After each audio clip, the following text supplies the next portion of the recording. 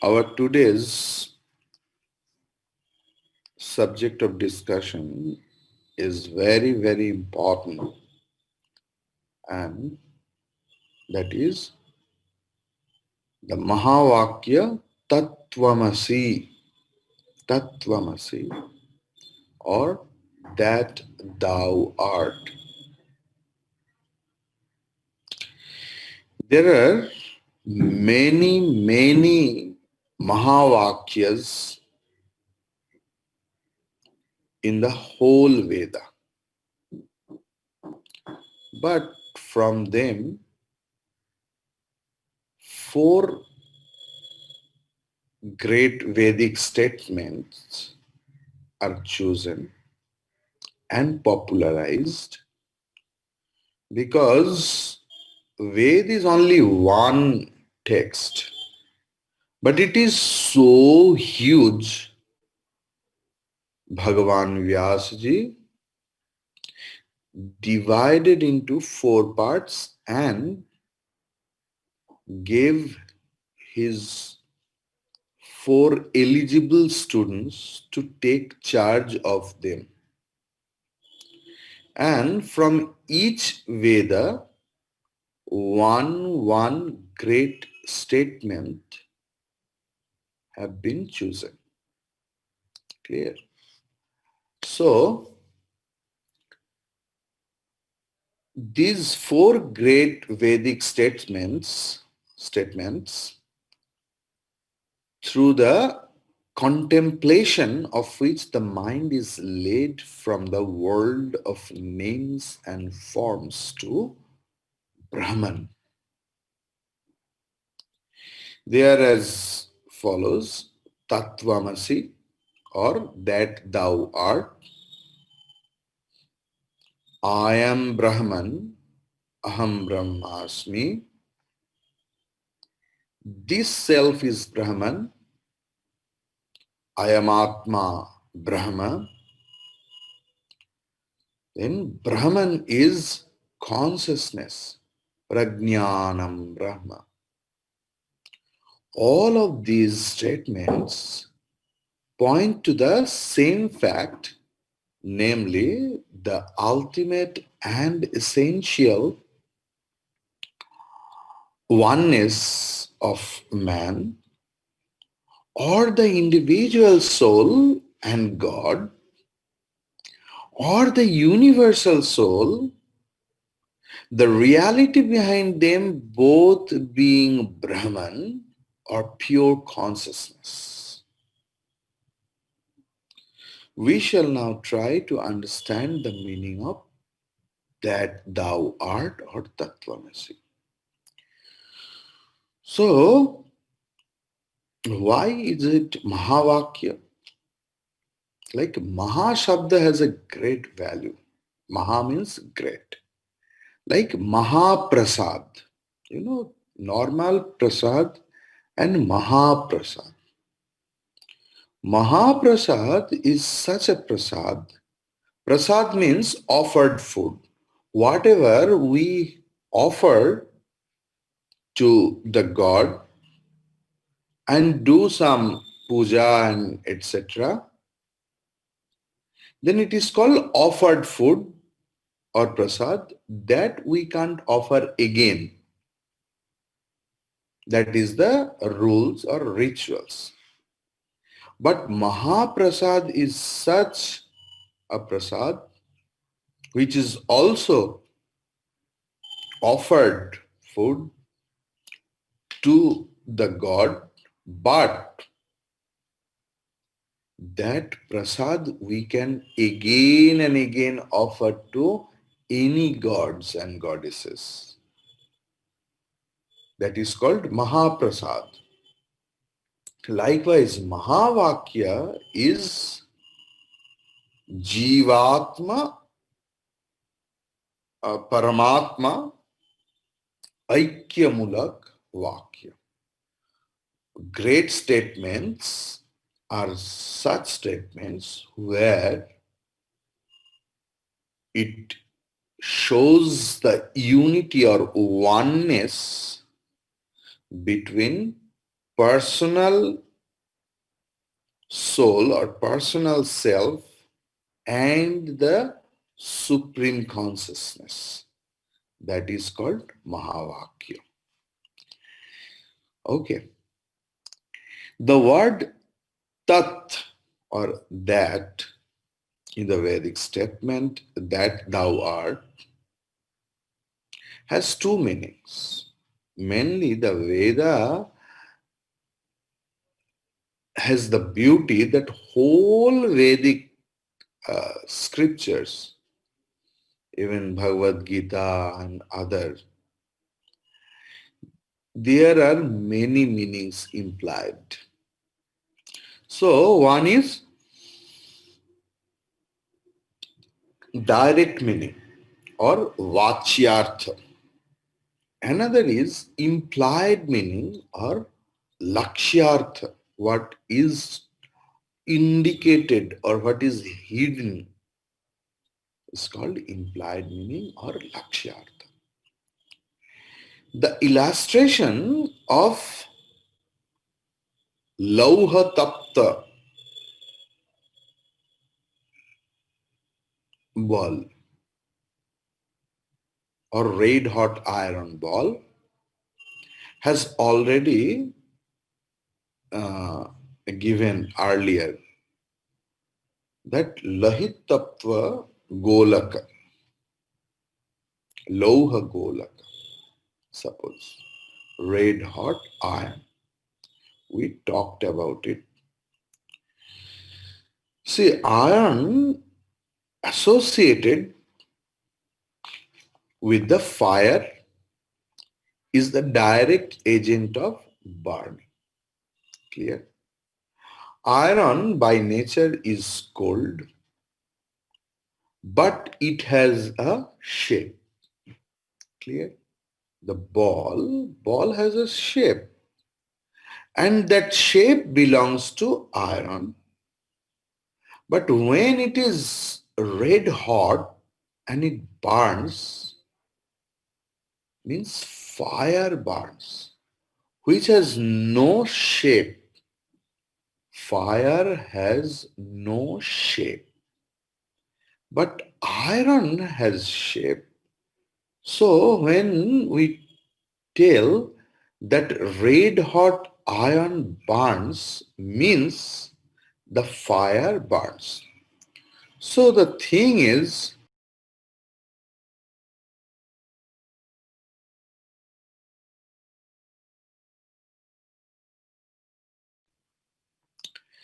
the thing is,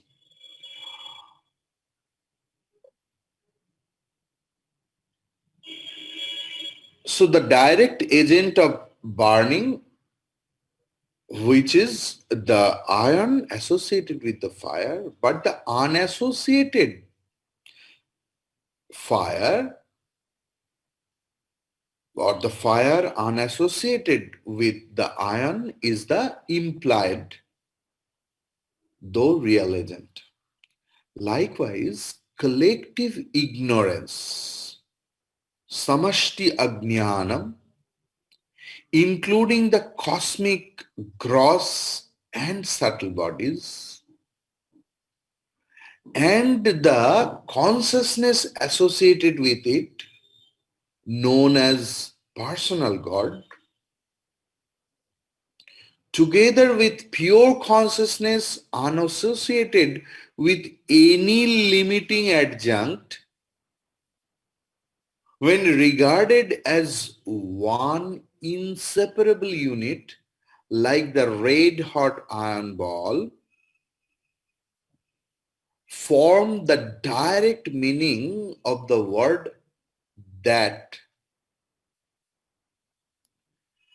In other words, that or tat directly conveys the idea of a personal God associated with the universe as its creator, preserver, and destroyer, and endowed with omniscience, lordship, great power, and similar attributes, together with pure consciousness which underlies both the universe and God. That is to say, the direct meaning of Tat or that is Saguna Brahman or Brahman with attributes. But pure consciousness unassociated with any limiting Maya is the implied meaning of that or Tat. Likewise, the word thou or tvam has two meanings, a direct and an implied, vachyartha and lakshyartha. Individual ignorance, including the individual subtle and gross bodies, and the consciousness associated with it, together with pure consciousness, known as prajna, associated with the individual causal bodies, name as taijasa, associated with the individual subtle body, or the Vishwa, associated with the individual gross body. Clear? So the thing is, and unassociated with any limiting adjunct when regarded as one inseparable unit become the direct meaning of word thou or tvam. In other words, thou directly conveys the idea of jiva or individualized soul associated with an individual body and endowed with little knowledge, little power, dependence, and other similar traits, together with pure consciousness which underlies all this. Clear? So the consciousness is same. When the consciousness is associated with collective maya or ignorance, associated with samashti ajnanam or maya, we call it Ishvara or personal God, who is the creator, sustainer, destroyer of the whole universe. And that is the direct meaning of Tat. And when that pure consciousness, Supreme Brahman, is associated with individualized soul, which is commonly known as Jiva, and that Jiva feels I am with limited power, limited entity, limited movement, everything, and feels depressed, anxious, frustrated, afraid, all such things. That is direct meaning of Tvam, but the implied meaning everywhere is same, that is consciousness, consciousness and consciousness alone. Clear? So that is to say the word signifies a living soul characterized by such limitations as birth and death, hunger and thirst, pain and pleasure. But pure consciousness, which is unassociated with any limited Maya, which is of the nature of the inmost bliss, and which also is the substratum of the jiva, is the implied meaning of thou or tvam. Clear? The meaning conveyed by the word art or asi in that thou art in Tattvamasi, Tat Tvam Asi. So the meaning conveyed by the word art or asi is the identity of Tat and Tvam, or that and thou. When the direct meaning of a word in a statement does not agree with actual experience, one interprets it in terms of its implied meaning. Clear? Such a method of interpretation would be followed, for example, in the case of English sentence, suppose he spent the night on a sleepless pillow. He spent the night on a sleepless pillow.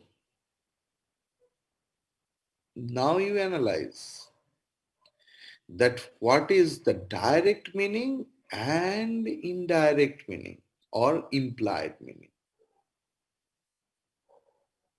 Okay. What we tell, अरे 2 minute रुको, 2 minute. So literally means 2 minutes, and we know what it is. Don't take it otherwise. When any person makes any program, suppose husband and wife, and husband told that 6 o'clock sharp we will go for party. So the wife starts decorating herself at least from 4 o'clock. When 6 o'clock comes, the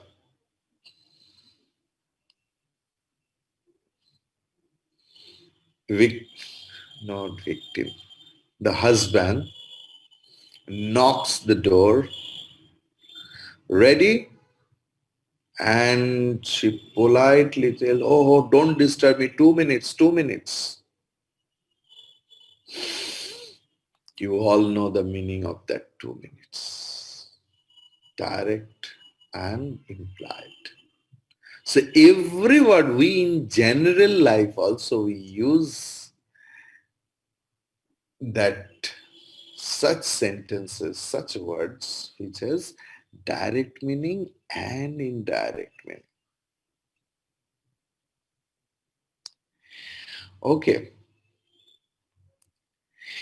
It is obvious that tat or that and tvam or thou endowed with contradictory attributes cannot be identical from the standpoint of the direct meaning of the words, that is to say, in a literal sense. Clear? The one, that is to say, the personal God, differs from the other, the individual soul, as the sun from a glowworm, khadyot. Glowworm, the Sanskrit is khadyot. The ocean from a well, or Mount Everest from a mustard seed. But their identity is a fact. realized through the direct and immediate experience of a Vedantic seers. This identity is explained, therefore, from the standpoint of implied meaning. Clear? Vedantic philosophers reason, as stated above, that the uh, contrasting attributes which distinguish Ishvara from the Jiva are not ultimately real but are due to superimposition or adhyasa. It is through Maya that Brahman, the pure consciousness, appears to have become the whole universe and its omnipotent creator, preserver, and destroyer. Through Maya again, the same Brahman appears to have become a limited jiva or individualized soul possessed of a physical body. The superimpositions or adhyasa are all illusory. Their substratum alone is real. It is Brahman that is the substratum of both Ishvara and Jiva.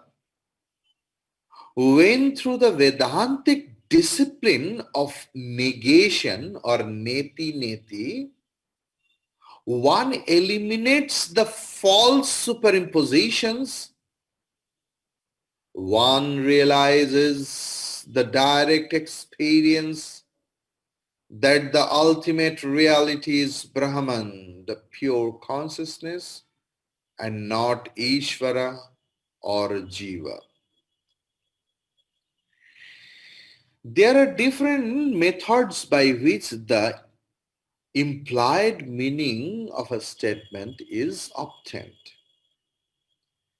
The method used by the non-dualistic philosopher consists in the elimination of the conflicting aspects of the two major words and the retention of that which is common to both.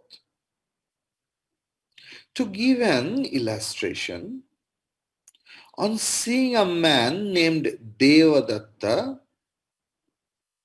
after a long time, one exclaims, "Oh, this is that Devadatta." Devadatta or Ram, Shyam, John, Michael, anything. So that is that John, that Devadatta. Now, obviously, the Devadatta seen some time ago and at another place denoted by that. That is that Devadatta, or this is that Devadatta, that word indicates, or tat. So, again I am telling, obviously the Devadatta seen some time ago and at another place denoted by that Devadatta or that word cannot be the one seen here and now denoted by this. This is that Devadatta. It was the statement. So there is a conflict regarding both time and place, because suppose Devadatta was found in, or we saw Devadatta or we met Devadatta in New Delhi 2 years back. Now, today in Kolkata, the place has been changed, time has been changed. Okay. So there is a conflict regarding both time and place. But still, there is a fact of recognition. And this is possible because the conflicting elements, namely the time and place, are disregarded and attention is focused on the man himself. Likewise, in interpreting the sentence Tattvamasi or that thou art, the wise man gives up the contradictory elements associated with that and thou, namely the notions of creator and creature, and recognizes their oneness from the standpoint of Brahman, absolute or pure consciousness, which is the essence of both.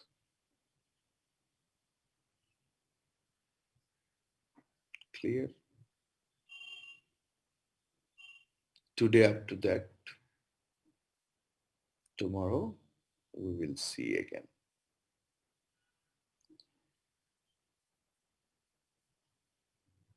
ॐ पूर्णमदः पूर्णमिदं पूर्णात् पूर्णमुदच्यते पूर्णस्य पूर्णमादाय पूर्णमेवावशिष्यते ॐ शान्ति शान्ति शान्तिः हरिः ॐ श्रीगुरुभ्यो नमः हरिः ॐ. Intentionally, I am taking 2 days on regard of Tattvamasi because this is the main essence of all our studies. We must pay time to understand it properly. Though here we have the students who are maybe listening to the Vedanta for last 30 years, 40 years, 20 years, yet Tattvamasi is the essence of Vedanta. Hari Om Tat Sat.